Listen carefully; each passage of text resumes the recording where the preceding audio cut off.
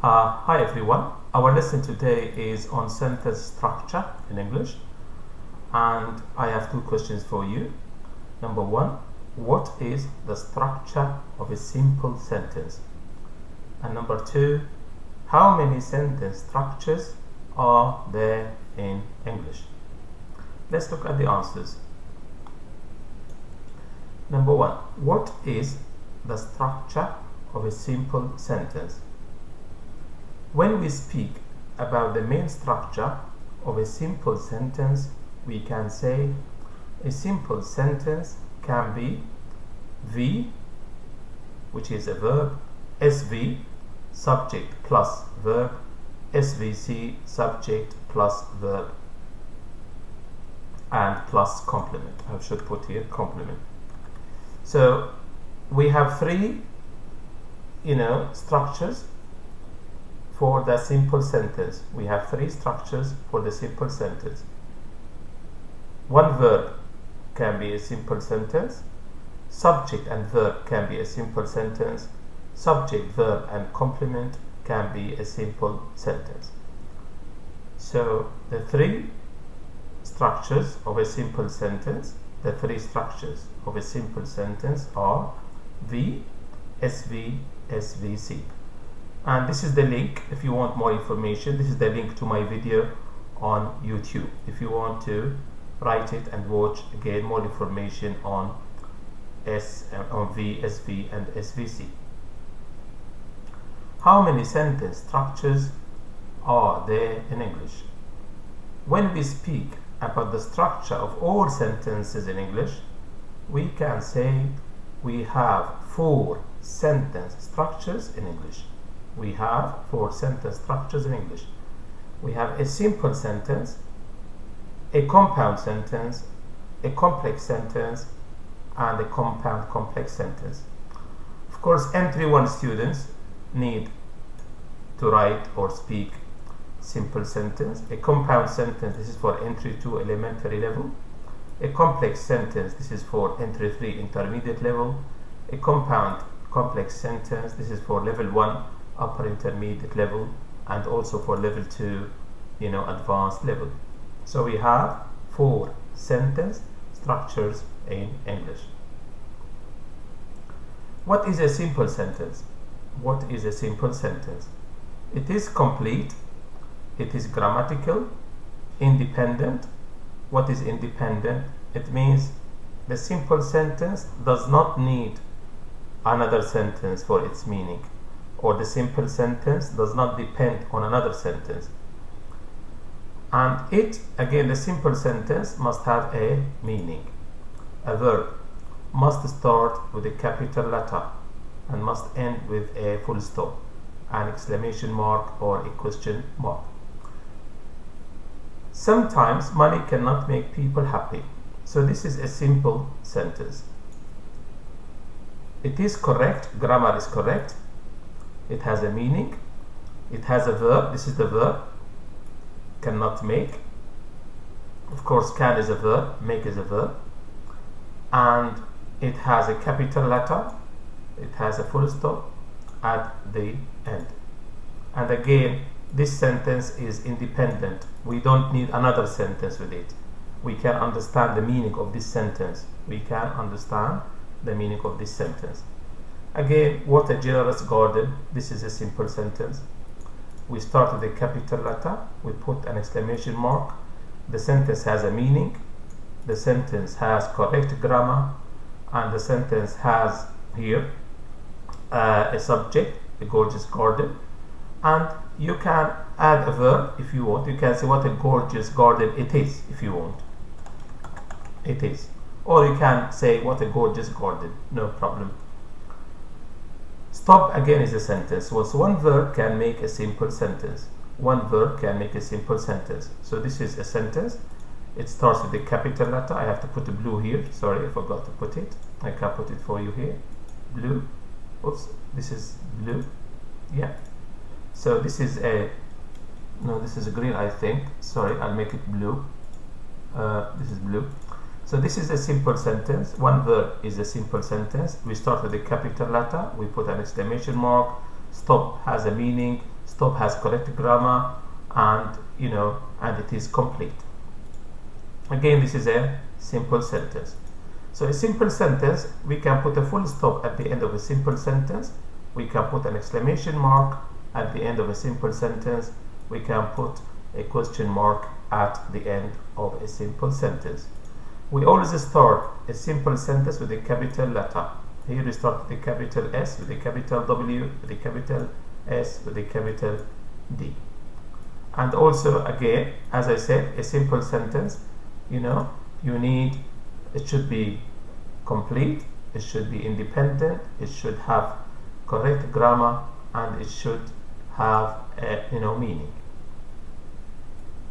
Now, compound sentence. What's a compound sentence? This means we have two sentences together. A compound sentence, it means we have two sentences together and we join them with fanboys. This is fanboys. So, compound sentence, it is a combination of two or more than two simple sentences joined by a coordinating conjunction. What is a coordinating conjunction? In English, we can say fanboys. It means we can use for to join two sentences. We can use and to join two sentences. We can use nor to join two sentences. We can use but to join two sentences. We can use or to join two sentences. We can use yet to join two sentences, and we can use so to join two sentences. So if you look here, Sadu lives in Arizona. This is a simple sentence. His father lives in Virginia. This is a simple sentence. I use but to join these two simple sentences, which is this be. This be means but. Sadu lives in Arizona, comma, but his father lives in Virginia and his mother lives in New York. Again, this is a simple sentence. I put comma, conjunction, another simple sentence, conjunction and this is another simple sentence. Of course, this A means and here it is. This A means and. This B means but. Now here I don't use comma, here I use comma. If the sentence before but is short, don't use a comma. If the sentence is long, try to use a comma. So here, in this sentence is short simple sentence. This is short simple sentence. I don't use a comma. Here, it is short simple sentence, but I have a long sentence after it. So you can use a comma here. Or you can use a comma here if you want. You can use a comma here, and you don't use a comma. So you can say Sadu lives in Arizona, but his father lives in Virginia and his mother lives in New York. So you have to use only one comma in this sentence, after Arizona or after Virginia. As I said, if the sentence before the conjunction is short, do not use a comma. If the sentence after the conjunction is long, try to use a comma. A compound sentence equals one simple sentence plus one or more than one simple sentence. Number 3. What is a complex sentence? A complex sentence, it is a sentence which has one independent clause and one or more than one dependent clause. So what's a complex sentence? We have a sentence, but we have clauses which depend on this sentence. So we have a sentence like the mother, if you want, and clauses which depend on this sentence. So when it rained, we went inside Bouldering Center. So as you can see, it rained is a simple sentence, and I use a conjunction which is when. But this, when it rained, this sentence is not complete, or if you want, this clause is not complete. So the meaning of this clause depends on the meaning of this one, the second one. So this is a sentence and this is a sentence. I use when to join these two sentences. I repeat, this is a sentence and this is a sentence. I use when to join these two sentences, and the meaning of when it rained, the meaning of this clause depends on the meaning of this sentence. So this is the main sentence, this is the important sentence, this is the mother sentence. So this sentence is complex because I have two sentences. This sentence is independent and this one is dependent. It means the meaning of this sentence depends on the meaning of this sentence. Why is this? Because I cannot say when it rained and stop. I cannot say when it rained and stop. So the meaning is not complete if I say when it rained. So the meaning of when it rained, the meaning of this sentence depends on the second sentence. Another one, when we went inside boarding center, we went inside boarding center when it rained. Of course, you can say when it rained, comma, we went inside boarding center, full stop, or we went inside boarding center when it rained, full stop. So you can put when it rained at the beginning, or you can put when it rained at the end. If you put when it rained at the beginning, or if you put when it rained at the end, it's okay. But all the time, when it rained is what? Is a dependent clause. And we went inside boarding center is the what? The independent clause. Mahmoud, who lives in Nigeria and studies French, is my best friend. So every time we use who or whom or which or whose or that, it means we have a complex sentence. Every time we use who or whom or whose or which or that, we are making a complex sentence. So this who lives in Nigeria, again, and studies French, of course this is the what we call the relative clause. Mahmoud is my best friend. Mahmoud is my best friend. This is the sentence. This is the mother sentence.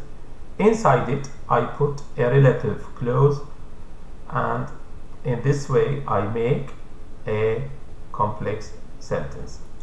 So a complex sentence means one independent sentence plus one or more than one dependent clause. So Mahmoud is my best friend. This is the independent sentence. It means I can say in English Mahmoud is my best friend. That's it. The sentence is okay, it's complete, it is independent. We don't need another sentence with it. It's grammatical. It starts with a capital letter. I have got a full stop at the end. Everything is okay. Who lives in Nigeria and studies French is a relative clause, and the meaning of this relative clause depends on the other sentence, which is Mahmoud is my best friend.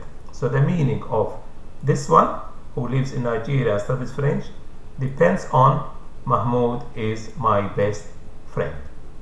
So the main sentence, the important sentence, is Mahmoud is my best friend. This is the main sentence, the important sentence, the mother sentence. Who lives in Nigeria and studies French is the relative clause, and it depends for its meaning on the sentence Mahmoud is my best friend. I repeat it in a different way. I hope you do follow and understand my explanation. Now, number 4, compound complex sentence. So when I started the video, the question was, how many sentence structures do we have in English? I said we have 4 sentence structures. We have a simple sentence, a compound sentence, a complex sentence, and a compound complex sentence. Compound complex sentence is a complex sentence which has a compound sentence in it. So this is a complex sentence. Now, Abdul Razak is a doctor Abdul Razak is a doctor. This is the main sentence, the important sentence, the independent sentence. Who lives in London is a relative clause, and as I said, if you use who or which or whose or whom or that, it means you are making a complex sentence. So this is a complex sentence. Abdul Razak, who lives in London, is a complex sentence. In this complex sentence, we have two sentences. Abdul Razak is a doctor, is the independent sentence. Who lives in London is the dependent sentence. And then I use and is a conjunction, and after and I use another sentence. When I use and, it means I am making a compound sentence. I am making a compound sentence. So that's why I have a complex sentence, and because I use and, I have a compound sentence. This means this sentence is a compound complex sentence. So it means we have a compound kind of, complex sentence, or inside, I can take this sentence and do it in a different way. I can say, for example, Abdul Razak who like this. I'll do it here. Abdul Razak, who lives in London and is always friendly with patients, is a doctor. So this is, again, I'll make this blue, you can see, because we start a sentence with a capital letter and we put a full stop at the end, as you can see. So again, Abdul Razak is a doctor. I'll make it in red for you, you can see it maybe better. Abdul Razak is a doctor. This is the sentence. Abdul Razak is a doctor. Abdul Razak is a doctor is the sentence. Now inside this sentence we have who lives in London. So if I use who, it means I am making a complex sentence. I have a conjunction, and this is and. After and I use a sentence. So if I use and as a conjunction, it means I am making a compound sentence. So we call this a compound complex sentence, because we have got, two things. We have got who, and who makes complex sentences. As I said, who, whom, which, whose, and that. Also we have got and as a conjunction, and after it we use a sentence.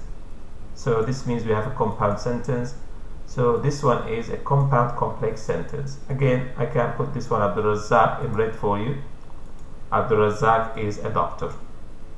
So what you can see in red is the main sentence, the important sentence, the independent sentence. Independent means the sentence does not need another sentence for its meaning. It does not depend on another sentence. I can say in English, Abdul Razak is a doctor, full stop. I don't need, I can say, okay, for you.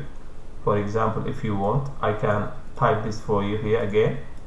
I can say Abdul Razak is a doctor, like this. So that's okay. Abdul Razak is a doctor. That's fine. This is the sentence, the main sentence. Abdul Razak is a doctor. No problem. But inside this sentence, I use a relative clause to make the sentence complex. I use a conjunction and another sentence to make the sentence compound.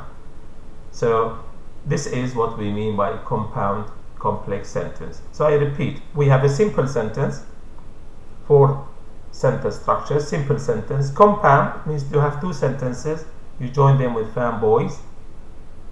And fanboys, I explained fanboys, they are conjunctions. F is for, A is and, N is nor, B is but, and then O is or, Y is yet, and then S is so. This is the compound sentence, 2 sentences together. A complex sentence, we have, an independent sentence and a dependent sentence. And most of the time when we use who or which or whom or whose or that, you make a complex sentence.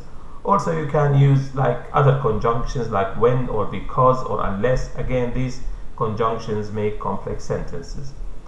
Number 4 is the compound complex sentence. You have a sentence, and inside this sentence we have a compound sentence and a complex sentence, and in this way we make a compound complex sentence. This is the end of the video on sentence structure. Please watch it again and again and again. In this way you learn how to make different types of sentences. Thank you for watching, and all the best in your learning.